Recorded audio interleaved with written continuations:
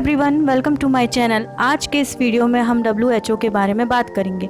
जैसे कि आज हर news channel, newspaper, mobile, radio में यह नाम चर्चा का विषय बना हुआ है। हर कोई WHO की गतिविधियों पर नज़र लगाए हुए है, तो मैं आपको WHO के बारे में विशेष जानकारी देने जा रही हूँ। इस वीडियो में हम देखेंगे कि WHO क्या है, उसकी हिस्ट्री, प्रोग्राम, अचीवमेंट, रोल और वह किस प्रकार समय समय पर अपनी भूमिका निभाता है। तो आइए स्टार्ट करते हैं। नंबर 1, WHO क्या है? World health organization world country health related problems पर म्यूचुअल सपोर्ट और आइडियल डेवलपमेंट की ऑर्गेनाइजेशन है। वर्ल्ड हेल्थ ऑर्गेनाइजेशन के 194 मेंबर कंट्री और 2 रिलेटिव मेंबर हैं। World health organization united nation की एक लीडिंग यूनिट है। WHO इसकी पॉलिसी, प्रोग्राम और एफर्ट्स का इंटरनेशनल लेवल में पब्लिक हेल्थ पर बहुत अधिक इफेक्ट पड़ा है। WHO का मेन एम लोगों के लाइफ स्टाइल में सुधार कर उन्हें हर तरह की डिसीज़ और पॉवर्टी से दूर रखना तथा उन्हें बेस्ट हेल्थ फैसिलिटीज़ प्रोवाइड करवाना है। इस ऑर्गेनाइजेशन को इस्टेब्लिश 7 अप्रैल 1948 में किया गया था।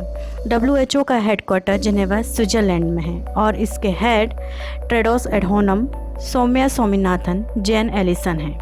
इंडिया भी WHO की एक मेंबर कंट्री है और इसका इंडियन हेडक्वार्टर कैपिटल दिल्ली में है। हमारा दूसरा पॉइंट है WHO की हिस्ट्री। ईयर 1945 में सैन फ्रांसिस्को कन्वेंशन में यूनाइटेड नेशन के ऑर्गेनाइजेशन के समय ही WHO के निर्माण की कल्पना कर ली गई थी। ईयर 1945 में थ्री मटेरियलिज्म, चीन की डॉक्टर जेमंग जे, नॉर्वे के कार्ल एवं तथा ब्राज़ील के गेराल्डो डी पाउलो सोयूज़ द्वारा ऑल वर्ल्ड हेल्थ डिमांड्स को ध्यान में रखते हुए मेन और सेंट्रल हेल्थ ऑर्गेनाइजेशन इस्टेब्लिश करने का ऑफर रखा गया था। 22 जुलाई 1946 को यूनाइटेड नेशन के सभी 51 कंट्री और 10 अदर कंट्री ने साइन किए थे। इस प्रकार ये यूनाइटेड नेशन की फर्स्ट स्पेशलाइज्ड एजेंसी बन गई जिसके एवरी मेंबर ने मेंबरशिप ली। इसका कॉन्स्टिट्यूशन फॉर्मल रूप से फर्स्ट वर्ल्ड हेल्थ डे यानी कि 7 अप्रैल 1948 को लागू हुआ, जब इसे 26 मेंबर कंट्री द्वारा अप्रूव किया गया। वर्ल्ड हेल्थ असेंबली की फर्स्ट मीटिंग 24 जुलाई 1949 को एंड हुई। WHO की फर्स्ट प्रायोरिटी में malaria, tuberculosis, mother and child health, venereal disease, nutrition, environmental sanitation subject involve हैं। इसका लेजिस्लेटिव वर्क डिसीज़ के स्प्रेड और सिकनेस पर मिलता आइडेंटिफिकेशन नंबर के कलेक्शन से रिलेटेड था। हमारा तीसरा पॉइंट है WHO प्रोग्राम एंड अचीवमेंट। तो हम सबसे पहले उसके प्रोग्राम के बारे में बात करेंगे। WHO द्वारा रिलेटेड प्रोग्राम्स में हेल्थ, वेलनेस और ग्रोथ ऑफ न्यूट्रिशन लेवल को इन्वॉल्व किया गया है।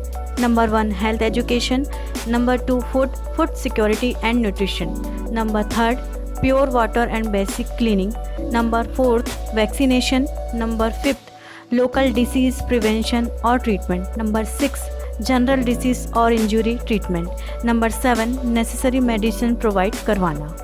तो अब हम बात करेंगे WHO के अचीवमेंट के बारे में।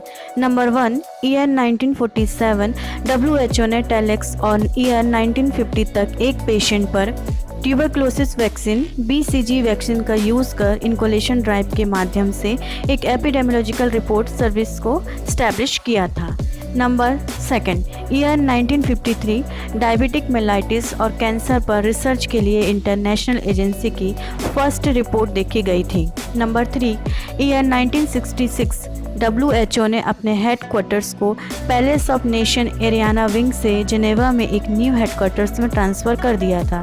नंबर 4 ईयर 1967 WHO ने ट्रॉपिकल डिसीज़ में रिसर्च एंड ट्रेनिंग के लिए स्पेशल प्रोग्राम लॉन्च किया और वर्ल्ड हेल्थ असेंबली ने डिसेबिलिटी प्रिवेंशन एंड रिहैब पर रेजोल्यूशन लागू करने के लिए वोट किया था।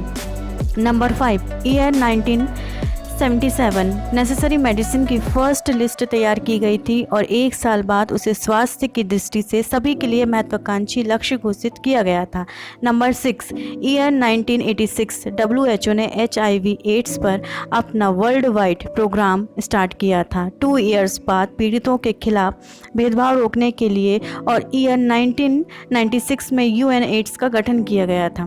Number 7 year 1988 global polio elimination पहल की स्थापना की गई थी। Number 8 year 2000 millennium development goals के यूनाइटेड नेशन के निर्माण के साथ स्टॉप TB पार्टनरशिप प्रोग्राम बनाया गया था। नंबर 9, ईयर 2001 मीजल्स पहल का गठन किया गया था और ईयर 2007 तक डिसीज़ से वर्ल्ड वाइड डेथ को 68% तक कम करने का श्रेय दिया गया था। Number 10, year 2002 global fund to fight AIDS, tuberculosis और मलेरिया अवेलेबल रिसोर्स को बेहतर बनाने के लिए तैयार किया गया था। तो फ्रेंड्स, ये थे हमारा WHO के प्रोग्राम और उसके अचीवमेंट। नंबर 4, पब्लिक हेल्थ में WHO का क्या रोल होता है, अब हम वो देखेंगे। नंबर 1, हेल्थ के लिए इम्पॉर्टेंट केसेस पर लीडरशिप करना, कॉम्प्रोमाइज़ में इन्वॉल्व होना जहां संयुक्त कार्रवाई की आवश्यकता होती है। नंबर 2, रिसर्च के एजेंडे को शेप देना और valuable knowledge creation, translation, spreading को प्रोत्साहित करना।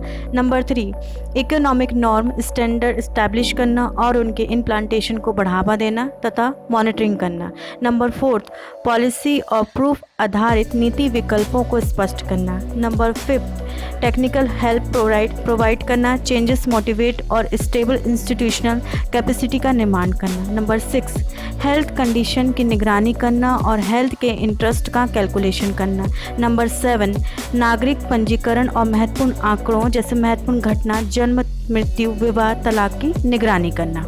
अब हम बात करेंगे इन्वायरमेंटल हेल्थ में वो किस प्रकार रोल प्ले करता है। WHO का अनुमान है कि 2012 से अनहेल्दी एटमॉस्फेयर में रहने या काम करने के परिणाम स्वरूप 12.6 मिलियन लोग मारे गए।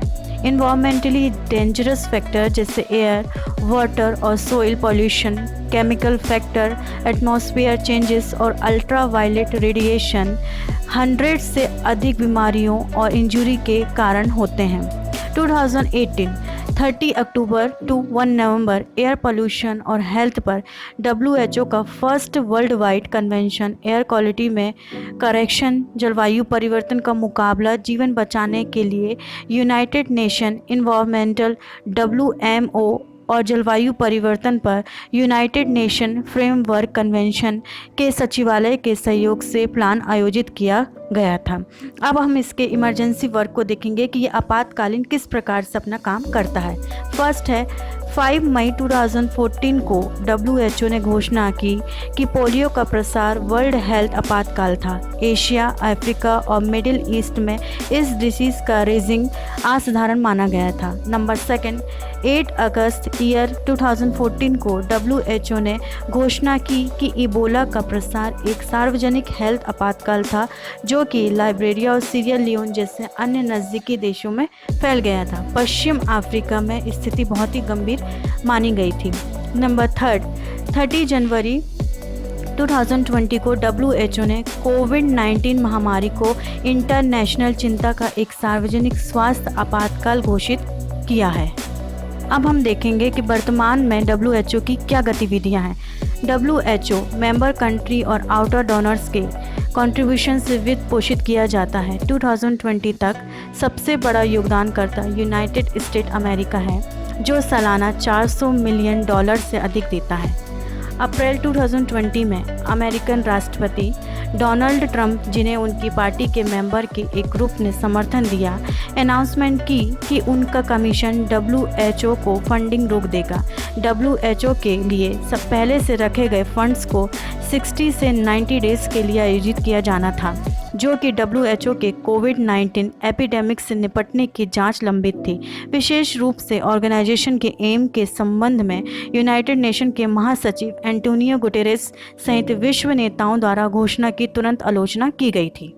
तो ये था WHO के बारे में डिटेल इन्फॉर्मेशन। अगर आपको अच्छी लगी हो तो वीडियो को लाइक करें, चैनल को सब्सक्राइब करें। मैं ऐसे और इंटरेस्टिंग और एजुकेशनल वीडियो लेकर आती रहूँगी। Thanks for watching. Bye everyone, take care.